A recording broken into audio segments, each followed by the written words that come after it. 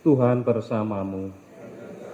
Inilah Injil Yesus Kristus menurut Lukas.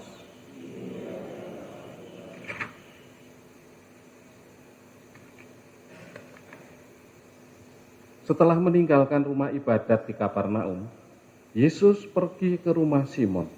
Adapun ibu mertua Simon sakit demam keras, dan mereka minta kepada Yesus supaya menolong dia. Maka Yesus berdiri di sisi wanita itu, lalu menghardik demamnya. Segera penyakit itu meninggalkan dia. Wanita itu segera bangun dan melayani mereka. Ketika matahari terbenam, semua orang membawa kerabatnya yang sakit kepada Yesus. Ia meletakkan tangan atas mereka masing-masing dan menyembuhkan mereka. Dari banyak orang keluar juga setan-setan sambil berteriak, "Engkaulah Anak Allah." Tetapi dengan keras Yesus melarang mereka berbicara, karena mereka tahu bahwa ia Mesias. Ketika hari siang, Yesus berangkat ke suatu tempat yang sunyi. Tetapi orang banyak mencari dia. Ketika menemukannya, mereka berusaha menahan dia supaya jangan meninggalkan mereka. Tetapi Yesus berkata kepada mereka, "Juga di kota-kota lain, aku harus mewartakan Injil Allah, sebab untuk itulah aku diutus." Dan ia mewartakan Injil dalam rumah-rumah ibadat di Yudea. Demikianlah Injil Tuhan.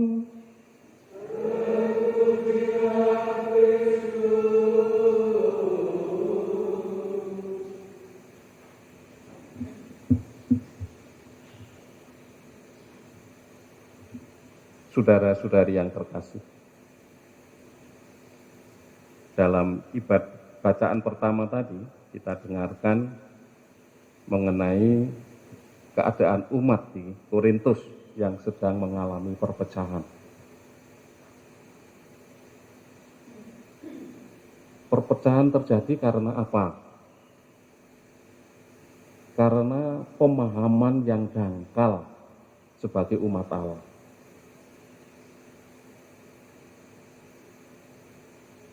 Orang tidak tahu arti yang sebenarnya menjadi pengikut Kristus itu, bahwa dia harus bersekutu, bersatu sama lain.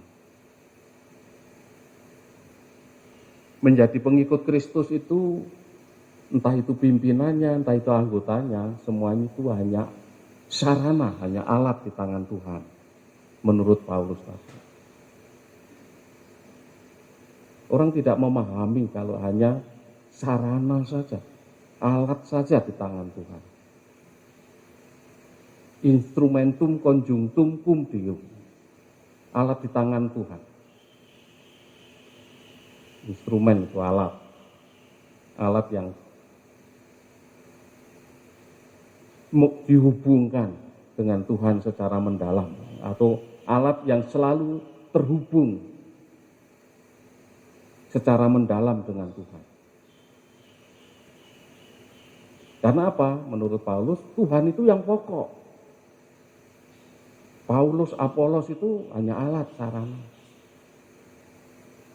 Betul, Paulus yang menanam, Apolos yang menyiram, tetapi yang memberi pertumbuhan. Nah, ini yang penting. Percuma kita tanam itu bibit tanaman yang sudah kering yang tidak akan tumbuh. Kita sirami tiap hari, pagi sore bahkan. Tidak akan tumbuh kalau tidak ada yang memberi pertumbuhan. Nah, jadi tidak ada artinya peran Paulus atau Apolos kalau tidak terhubung dengan Tuhan. Demikian juga kita satu sama lain. Kalau tidak terhubung satu sama lain dan satu dengan Tuhannya, nah, tentu juga tidak akan bisa membangun gereja dengan baik. Apalagi lalu mewujudkan apa yang menjadi teladan Kristus, memberdayakan orang lain, supaya orang lain lalu setelah diberdayakan mampu untuk melayani satu sama lain. Seperti dalam Injil tadi, Yesus menyembuhkan ibu mertua Petrus, lalu setelah sembuh ibu mertuanya melayani tamu-tamunya, melayani Yesus, melayani murid-murid yang lain. Karena sakit demamnya yang keras sudah disembuhkan. Penyembuhan perlu. Jadi kesadaran diri sehingga orang menjadi tahu arti yang sebenarnya menjadi murid Kristus. Tahu maknanya menjadi murid Kristus. Lalu nanti akan mampu untuk berperan, memberdayakan satu sama lain. Memberdayakan diri dan memberdayakan satu sama lain. Itu peran yang mesti harus kita mainkan sebagai alat di tangan Tuhan. Supaya kita bisa membantu orang lain juga melayani. Tempatnya di mana? Jadi makna, tempat, dan peran ini penting. Dipahami baik-baik. Jangan hanya sekedar tahu. Nanti pengetahuan yang dangkal, pemahaman yang dangkal membuat orang lalu bisa salah paham, lalu terjadi perpecahan. Terjadi pengkotak-kotakan. Aku muridnya Paulus, aku muridnya Apolos. Padahal mereka hanya alat di tangan Tuhan, bukan yang pokok. Yang pokok adalah Tuhan. Aku ini anak Tuhan, aku ini sahabat Yesus, harus begitu. Bukan aku muridnya Paulus, muridnya Apolos.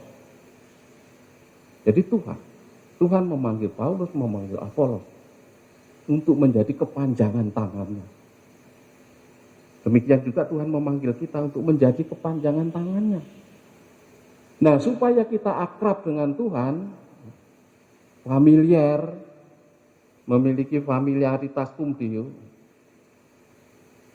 familiar dengan Tuhan, akrab dengan Tuhan, supaya menjadi alat di tangan Tuhan, instrumentum conjunctum cum Deo, perlu pertobatan. Ini yang penting.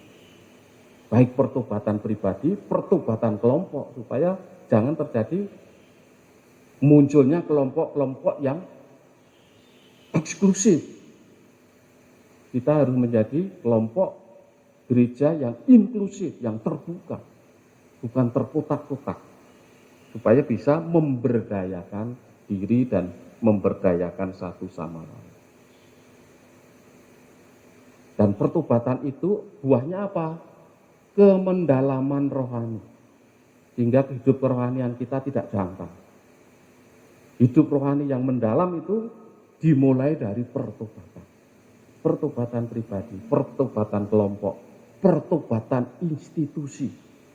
Termasuk lembaga gereja pun juga harus bertobat. Kalau memang secara keseluruhan lembaga gereja juga salah. Maka sering kita mendengar Bapak Suci sejak Yohanes Paulus II sampai yang sekarang itu sering minta maaf. Loh, Bapak Suci kok minta maaf? Apa salahnya? Karena Bapak Suci mau mengajak, mari kita secara institusional bertobat. Supaya gereja tumbuh berkembang dan bisa memberdayakan dan mudah untuk diberdayakan untuk kemudian hari menjadi alat-alat di tangan Tuhan yang baik dan menghasilkan Tuhan. Amin.